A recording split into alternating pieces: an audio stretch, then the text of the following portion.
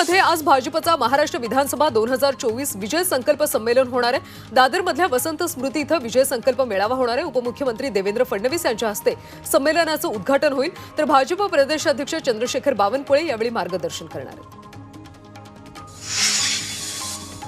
उपमुख्यमंत्री अजित पवार यांची जनसन्मान यात्रा आज लातूरच्या उदगीरमध्ये दाखल होणार आहे। अजित पवारांच्या हस्ते उदगीर येथे विविध शासकीय इमारतींचं उद्घाटन होणार आहे। संध्याकाळी 4 वाजता या कार्यक्रमाला सुरुवात होणार आहे। यावेळी उदगीरमध्ये सभेचं आयोजन देखील करण्यात आलं आहे। यात्रेदरम्यान महिलांसाठी विशेष मेळावा देखील होणार आहे। आज कॅबिनेटची बैठक होणार आहे। या बैठकीमध्ये अनेक महत्त्वाचे निर्णय घेण्यात येणार आहेत। सेवानिवृत्ती ग्रॅज्युटी, मृत्यूनंतर मिळणारी ग्रॅज्युटीची कमाल मर्यादा 20 लाखांपर्यंत करण्याचा निर्णय घेतला जाणार आहे। दूध उत्पादक शेतकऱ्यांना मदत करण्यासंदर्भात निर्णय घेतला जाणार आहे।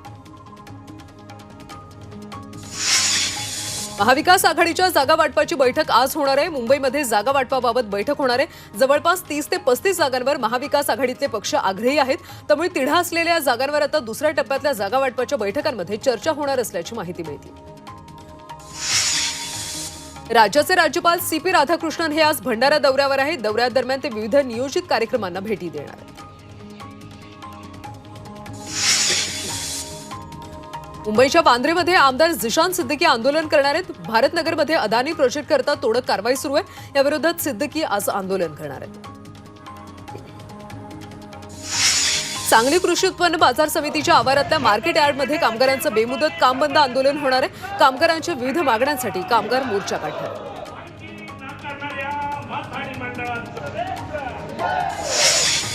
राज्यातल्या खासगी बालवाडीसाठी आता कायदा तयार करण्यात आला आहे। या कायद्याचा मसुदा विधी विभागाकडे पाठवण्यात आला आहे। येत्या विधिमंडळ अधिवेशनामध्ये हा कायदा मंजूर होणं अपेक्षित आहे, अशी माहिती शालेय शिक्षण मंत्री दीपक केसरकरांनी दिली। कायद्याची अंमलबजावणी झाली की बालवाडी शाळा सुरू करण्यासाठी सरकारची मान्यता घ्यावी लागणार। अंगणवाडी सेविकांनी रास्ता रोको आंदोलनाचा इशारा दिला। अंगणवाडी कर्मचाऱ्यांचं विविध मागण्यांसाठी 23 सप्टेंबरपासून बेमुदत उपोषण सुरू आहे। मात्र सरकारनं अद्याप सेविकांच्या मागण्या मान्य केलेल्या नाहीयेत, त्यामुळे 30 सप्टेंबरपर्यंत मागण्या मान्य न केल्यास 1 ऑक्टोबरला रास्ता रोको करण्याचा इशारा देण्यात आला। रेल्वेनं विना तिकीट प्रवास करणाऱ्या फुकट्या प्रवाशांची संख्या वाढली आहे। रेल्वे प्रशासनाकडून विशेष तिकीट तपासणी मोहीम राबवण्यात येणार आहे। उद्यापासून ही मोहीम सुरू होईल। या दरम्यान फुकट्या प्रवाशांवर दंडात्मक कारवाई केली जाणार आहे। पुरंदर विमानतळाबाबत लवकरच महत्त्वाची बैठक होणार आहे। केंद्रीय हवाई वाहतूक राज्यमंत्री मुरलीधर मोहोळ यांच्यासह ही बैठक होणार आहे। आचारसंहिता लागू होण्यापूर्वी विमानतळासाठी भूसंपादनाची प्रक्रिया सुरू करण्यासाठी प्रयत्न केला जाईल, अशी माहिती राज्याचे उद्योग मंत्री उदय सामंत यांनी दिली। तुमच्या भेटीला आलो। नाशिकमध्ये विमानतळावर लाईट गेल्यानं 2 कॅबिनेट मंत्र्यांना नाशिकमध्येच मुक्कामी राहावं लागलं। महसूल मंत्री राधाकृष्ण विखे पाटील आणि शिक्षण मंत्री दीपक केसरकर दोघेही कॅबिनेट बैठकीसाठी नाशिकहून रात्री मुंबईत पोहोचणार होते। मात्र विमानतळावरचं नाईट लँडिंग लाईट बंद झाल्यानं त्यांनी 1 ते 1.5 तास लाईटची वाट पाहावी लागली। राज्यामध्ये पावसाचा जोर ओसरलाय। तुरळक ठिकाणी हलक्या पावसाची शक्यता असून मुसळधार पाऊस किंवा अतिवृष्टीची शक्यता नाही, असा अंदाज हवामान विभागाने वर्तवला। बंगालच्या उपसागरामध्ये हवामानविषयक कोणतीही प्रणाली सक्रिय नसल्यामुळे बंगालच्या उपसागरावरून बाष्पयुक्त वारे राज्याच्या दिशेने येत नाहीये, त्यामुळे सध्या पावसाची उघडीप असणार। पावळमध्ये परतीच्या पावसानं विश्रांती घेतली। गुलाबी थंडीची चाहूल लागली। देहू रोड परिसरात धुक्याची चादर असल्याचं पाहायला मिळते, त्यामुळे मुंबई बंगळुरू महामार्गावरून जाणाऱ्या पर्यटकांना धुकं आकर्षित करत असल्याचं पाहायला मिळतं। पुणे जिल्ह्यातल्या शिरूरमध्ये आज पहाटेपासूनच दाट धुक्याची चादर पसरली। हे दृश्य मनमोहक दिसत असलं तरी या धुक्यामुळे बळीराजाची चिंता वाढली आहे। पिकांवर रोगांचा प्रादुर्भाव वाढण्याची शक्यता आहे। मावळमध्ये पावसामुळे झेंडूच्या पिकांचं मोठ्या प्रमाणात नुकसान झालं। झेंडूच्या पिकांवर करपा रोगाचा प्रादुर्भाव झाला, त्यामुळे फूल उत्पादक शेतकऱ्यांना याचा मोठा फटका बसला। कापूस सोयाबीन उत्पादकांसाठी खुशखबर आहे। कापूस सोयाबीन उत्पादकांना अनुदान वाटप केलं जाणार आहे। 2 हेक्टरपर्यंत कमाल 10,000चं अनुदान मंजूर करण्यात आले। खरीप हंगाम 2023 मधल्या कापूस आणि सोयाबीन उत्पादक 65 लाख शेतकऱ्यांना 2,500 कोटींचं अर्थसहाय्य वितरित केलं जाणार आहे। गेल्या काही दिवसांपासून जुन्नर तालुक्यामध्ये मोठ्या प्रमाणात पाऊस सुरू आहे। पावसामुळे मिरची पिकावर रोगाचा प्रादुर्भाव वाढलाय, त्यामुळे मिरचीच्या उत्पन्नात घट झाली। याचा शेतकऱ्यांना मोठा आर्थिक फटका बसला। ठाण्यातल्या एका हॉटेलच्या किचनमधल्या चिमणीला आग लागली होती। आगीमुळे संपूर्ण हॉटेलमध्ये धुराचे लोट पसरले होते। दरम्यान अग्निशमन दलानं घटनास्थळी दाखल होत अथक प्रयत्नानंतर आगीवर नियंत्रण मिळवलं। हिंदू मुस्लिम वाद भाजपनं आपल्या देशात पेटवला असा गंभीर आरोप खासदार प्रणिती शिंदेंनी केला। जातपात धर्मावर भाजपनं राजकारण केलं, ज्याला अनेक जण बळी पडले असंही त्या म्हणाल्या। लोकसभा निवडणुकीत आपल्या देशाला कीड लागली, बुरशी लागली अशी टीका प्रणिती शिंदेंनी सरकारवर केली। साताऱ्याच्या म्हसवडमध्ये आयोजित लाडकी बहीण योजना कार्यक्रमादरम्यान भाजप आमदार जयकुमार गोरेंनी व्यासपीठावरून बंदुकीची ॲक्शन करत निशाणा साधला। लाडकी बहीण योजना आणि विकासाच्या आड येणारे आपल्या निशाण्यावर असल्याचं यावेळी गोरे म्हणाले। मात्र त्यांचा रोख नेमका कुणावर होता हे त्यांनी स्पष्ट केलं। शरद पवारांनी निवडणुकांसंदर्भात मोठे विधान केले। 8 ते 10 ऑक्टोबर दरम्यान तारखा जाहीर होतील आणि 15 ते 20 नोव्हेंबर दरम्यान मतदान होईल असा अंदाज शरद पवार यांनी व्यक्त केला। महाविकास आघाडीतले योग्य उमेदवार ठरवण्यासाठी 3 जणांची समिती स्थापन केल्याची माहिती शरद पवारांनी दिली। राष्ट्रवादीचे नेते जयंत पाटील, काँग्रेसचे नाना पटोले आणि शिवसेनेचे संजय राऊत हे या कमिटीत असतील। हे तिन्ही नेते कुणाला उमेदवारी द्यायची हे ठरवतील। पितृ पंधरवड्यानंतर महाविकास आघाडीची जागा वाटपाबाबत 2 दिवस बैठक होणार आहे। या बैठकीत बहुतांश जागांबाबत सहमती होईल अशी माहिती शरदचंद्र पवार राष्ट्रवादी पक्षाचे जयंत पाटील यांनी दिली। जयंत पाटील शरद पवारांच्या भेटीला बारामतीत आले होते आणि त्यावेळी त्यांनी ही माहिती दिली। लातूरमध्ये महाविकास आघाडीमध्ये जागा वाटपावरून बिघाडी होण्याची शक्यता आहे। औसा, निलंगा आणि अहमदपूर मतदारसंघावर काँग्रेस पाठोपाठ आता उद्धव ठाकरे पक्षानं दावा ठोकलाय। काही दिवसांपूर्वी अमित देशमुखांनी या जागांवर दावा केला होता। याला उद्धव ठाकरे पक्षाच्या नेत्या सुषमा अंधारे यांनी उत्तर दिलं।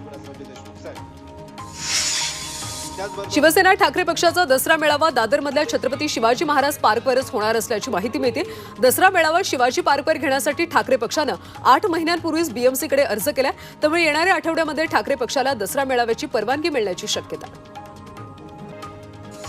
भाजपचे नेते मोहन जगताप यांनी भव्य निर्धार कार्यकर्ता मेळाव्यामध्ये आगामी विधानसभा निवडणूक लढणार असल्याचा निर्धार केला। त्यांनी आपण बीडच्या माजलगाव विधानसभा मतदारसंघातून निवडणूक लढणार असल्याचं जाहीर केलं। शेवगाव पाथर्डी विधानसभा मतदारसंघाचे इच्छुक उमेदवार आणि माजी जिल्हा परिषद सदस्य हर्षदा काकडे यांनी बोधे गावात संकल्प विजयाचा मेळाव्याचं आयोजन केलं। यावरून विधानसभेच्या पार्श्वभूमीवर काकडे जोरदार तयारीला लागल्याचं पाहायला मिळतं। भाजप ज्या पद्धतीने हिंदुत्व म्हणत थैथाट करतंय, हे हिंदुत्व तुम्हाला मान्य आहे का, असा सवाल उद्धव ठाकरेंनी सरसंघचालक मोहन भागवतांना केला। नागपुरात सभेदरम्यान उद्धव ठाकरेंनी मोहन भागवतांवर निशाणा साधला। मनोज जरांगेंच्या उपस्थितीमध्ये नारायणगडावरती पहिला दसरा मेळावा होणार आहे। मनोज जरांगे पाटील हे बीड इथल्या नारायणगडावरती दसरा मेळाव्याला संबोधित करणार आहेत। नारायणगडावरती मराठा बांधवांची बैठक पार पडली आणि यामध्ये हा मोठा निर्णय घेण्यात आला। विधानसभा निवडणुकी अगोदर हा मेळावा महत्त्वाचा असणार आहे। धनगर समाज आदिवासींच्या ताटातलं आरक्षण घेत असल्याची भावना आदिवासींची होत असल्याचं विधान मनोज जरांगेंनी केलं। दरम्यान धनगर समाजाला एसटी प्रवर्गातून आरक्षण दिलं तर राज्यात मणिपूर सारखी परिस्थिती निर्माण होईल असं धक्कादायक विधान माजी मंत्री पद्माकर बळवींनी केलं होतं। यावर जरांगेंनी प्रतिक्रिया व्यक्त केली। नवी मुंबई शहरामध्ये ठिकठिकाणी झळकलेल्या बॅनर्सनी सर्वांचं लक्ष वेधून घेतलंय। तो येतोय घराणेशाहीला सर्वसामान्यांची ताकद दाखवण्यासाठी असा मथळा यामध्ये आहे। बॅनरवर चेहरा दाखवण्यात आला नसून मराठा समाजाकडून ही बॅनरबाजी करण्यात आल्याची माहिती आहे। हिंगोली जिल्ह्यामध्ये मराठा समाजानं राजकीय नेत्यांना गावबंदी केली आहे। मराठा समाजाच्या वतीने गावाच्या वेशीवर गावबंदीचे बॅनर देखील लावण्यात आलेत। जर जरांगे पाटलांनी आदेश दिल्याशिवाय गावबंदी उठवणार नसल्याचं समाज बांधवांनी म्हटलंय। चंद्रपुरात 2 ऑक्टोबर रोजी ओबीसी महाएल्गार मेळाव्याचं आयोजन करण्यात आले। ओबीसी सेवा संघातर्फे मराठ्यांचं ओबीसीकरण करू नये, ओबीसींची जातनिहाय जनगणना करण्यात यावी असं विविध मागण्यांसंदर्भात प्रियदर्शनी इंदिरा गांधी सभागृहात मेळावा पार पडणार। राज्यातल्या 75 पात्र ओबीसी समाजातल्या विद्यार्थ्यांना परदेशी शिष्यवृत्ती मंजूर करण्यात आली। गेल्या काही दिवसांपासून रखडलेला हा शिष्यवृत्तीचा विषय ओबीसी संघटनांच्या प्रतिनिधींनी उपमुख्यमंत्री देवेंद्र फडणवीस यांच्या निदर्शनास आणून दिला आणि त्यानंतर त्यांनी तात्काळ निर्णय घेतला। अक्षय शिंदेचा मृतदेह अखेर उल्हासनगरमधल्या शांतीनगर स्मशानभूमीत दफन करण्यात आला। स्मशानभूमी परिसरात मोठा पोलीस बंदोबस्त ठेवला होता। यावेळी शिंदेच्या शिवसेनेच्या आक्रमक कार्यकर्त्यांनी दफनासाठी खोदलेला खड्डाही बुजवला होता। त्यामुळे पोलिसांनी कार्यकर्त्यांना ताब्यात घेतलं।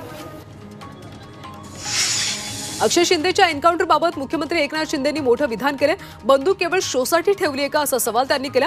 एन्काउंटर केला नसता तर आरोपी गोळीबार करून पळून गेला असता आणि त्यानंतर विरोधकच बोलले असते। ते दोन्ही बाजूंनी बोलतात असा निशाणा शिंदेंनी विरोधकांवर साधला। डोंबिवली पूर्वेकडच्या केडीएमसीची एक बंद शाळा आता गर्दुल्यांचा अड्डा बनली. ब्राह्मण सभागृहाच्या मागच्या बाजूला असलेल्या या शाळेची इमारत धोकादायक असल्यानं गेल्या 2 वर्षांपासून ही शाळा बंद आहे. मात्र गर्दुल्यांनी शाळेचे दरवाजे खिडक्या तोडून या शाळेला आपला अड्डा बनवला. यवतमाळ शहरालगत नागपूर तुळजापूर राष्ट्रीय महामार्गावर ट्रक आणि टँकरची जोरदार धडक झाली. गोधनी चौफुलीवर कोळसा वाहतूक करणारा ट्रक आणि सोयाबीनच्या कच्च्या तेलाची वाहतूक करणाऱ्या टँकरचा विचित्र अपघात झाला. धडक होऊ नये यासाठी चालकांनी केलेल्या प्रयत्नात ट्रक आणि टँकर जागेवरच उलटले.